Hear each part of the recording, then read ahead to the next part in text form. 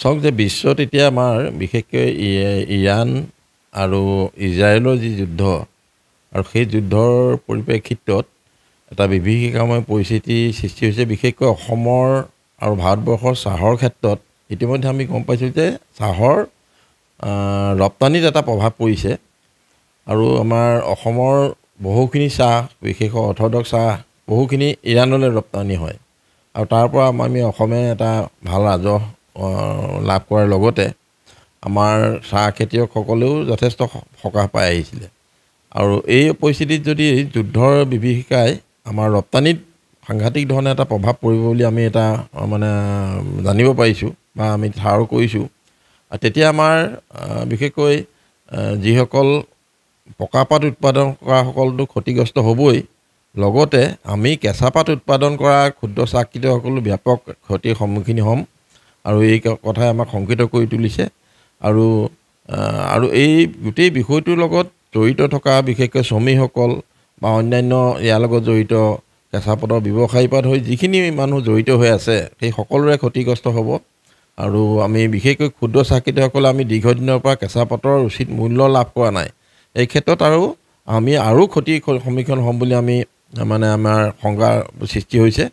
আৰু এই ক্ষেত্ৰত সেইকাৰণে মই সদৌ অসম ক্ষুদ্ৰ চাহ খেতিয়ক সন্থাৰ সভাপতি হিচাপে অসম চৰকাৰ আৰু ভাৰত চৰকাৰ আৰু ভাৰতীয় চাহ বৰ্ডৰ প্ৰতি এটা আহ্বান জনাব বিচাৰিছোঁ যে তেওঁলোকে এই ব্যৱস্থাটো যাতে আমাৰ কেঁচাপাতৰ দাম যাতে সুস্থিৰ থাকে সেই ক্ষেত্ৰত কিন্তু এটা ফলপ্ৰসূ আৰু বলিষ্ঠ ভূমিকা গ্ৰহণ কৰিব লাগে। নহ'লে আমাৰ গ্ৰাম্য অৰ্থনীতিৰ ভেটি গঢ়োতা এই অসমৰ ক্ষুদ্ৰ চাহ খেতিয়কসকল অনাগত দিনলৈও বা এটা অন্ধকাৰ ভৱিষ্যতলৈ গুচি যোৱাৰ সম্ভাৱনা আছে। গতিকে বিশেষ ভূমিকা ল'ব লাগে। আৰু এটা আমি দেখিছোঁ যে আমি অসম আৰু ভাৰতবৰ্ষত চাহৰ ৰপ্তানিকাৰী দেশ।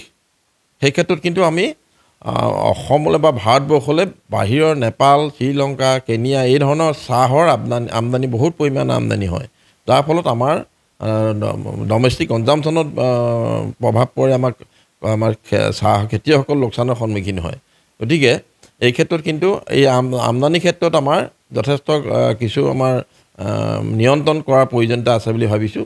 যিহেতুকে আমি চাহৰ উৎপাদনকাৰী দেশ, আমি ৰপ্তানিকাৰী দেশ বা ৰপ্তানিকাৰী ৰাজ্য আমি। গতিকে অনাগত দিনত এই বস্তুটো এটা ৰেগুলেশ্যনত আনিবৰ কাৰণে আমি চৰকাৰক দাবী জনাইছোঁ যাতে আমাৰ বিশেষকৈ আমাৰ অসমৰ ক্ষুদ্ৰ চাহ খেতিয়কসকল যাতে ক্ষতিৰ সন্মুখীন নহয়। উজনি অসমত মানে উজনি অসম বুলি নহয়, আমাৰ গোটেই আমাৰ যিটো চাহ উৎপাদন হয় টোটেল চাহটো আমাৰ প্ৰায় 600 পৰা 700 মিলিয়ন কেজি চাহ উৎপাদন হয় পকাপাত অসমত।